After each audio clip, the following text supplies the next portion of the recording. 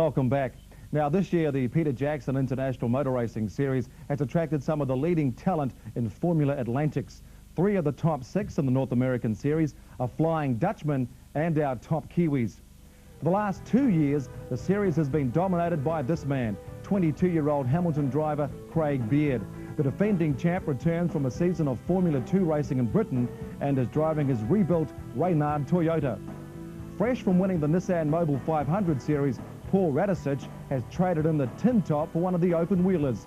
The 30-year-old won the New Zealand Grand Prix back in '88. The same year, he also won the championship. Radisich is back with a swift Toyota and determined to be one of the front runners. Gregg Murphy teamed up with Kane Scott at the Nissan Mobile 500, driving a Ford Sierra. But now the 20-year-old, who won the inaugural Shell Formula Ford Scholarship in 1990, hits the big time of the Atlantics, driving an ex-Kenny Smith Swift Ford. Leading the charge from overseas is the first of our 2 Texans in the field, run by former New Zealand motor racing champ Dave McMillan. 33-year-old Stuart Crow from Dallas, Texas, is back in New Zealand for the first time since competing in the series back in '88. Crow was 3rd overall in the North American champs and drives one of the all-new Ralt RT40s. Runner-up in the North American Formula Atlantic champs last year was 32-year-old expatriate Steve Cameron. Born in Auckland and married with 2 daughters, Cameron is back home for the summer to race the Reynard Toyota. And finally, remember KK Rosberg, the Flying Finn, who won the New Zealand Grand Prix and went on to become the world champion? Well, meet this man who's nicknamed the Flying Dutchman, Jos Verstappen. 20 years old, only 1 year of racing cars, and this former kart champion is a star in the making. You know, in a car it's not so easy for me because I drive only 2 days in a car, and the longer I drive, the better it goes. You know, you see this morning I did a very good time, and yeah, the track was a little wet, you know, and yeah, it's quite good. And I hope in the race it will be much better than the 4th place. Okay, what sort of a style? How would you describe your driving style?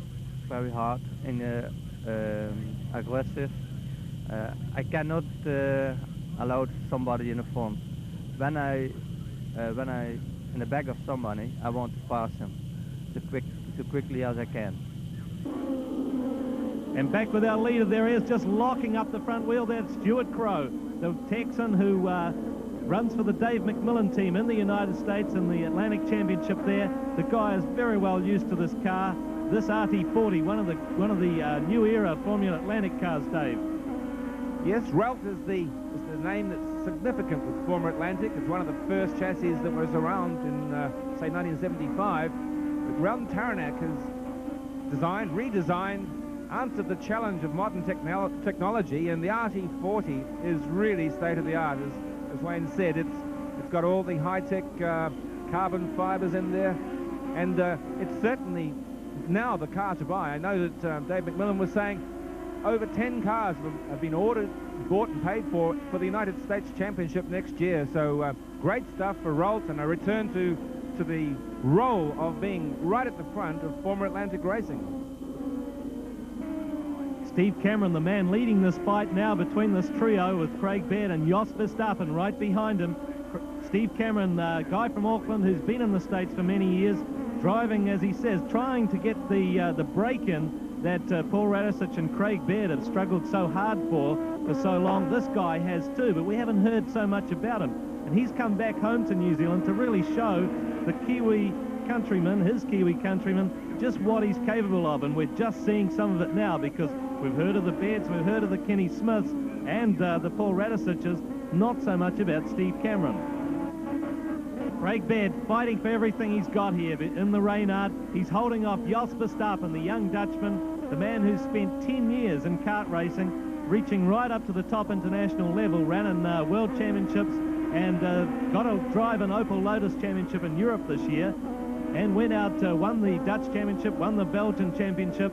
When he got to drive in the European champs, he actually managed to out-qualify and outrun the champion. So this guy, it's no wonder he's being talked about as the coming Ayrton Senna, the new Nigel Mansell, whatever you like. This guy is on his way towards the top. Well, the drive for me at this point, whilst these guys are battling it out, real close stuff. He left that turn out very late indeed. Verstappen, has he got enough? He has. He's gone by Baird.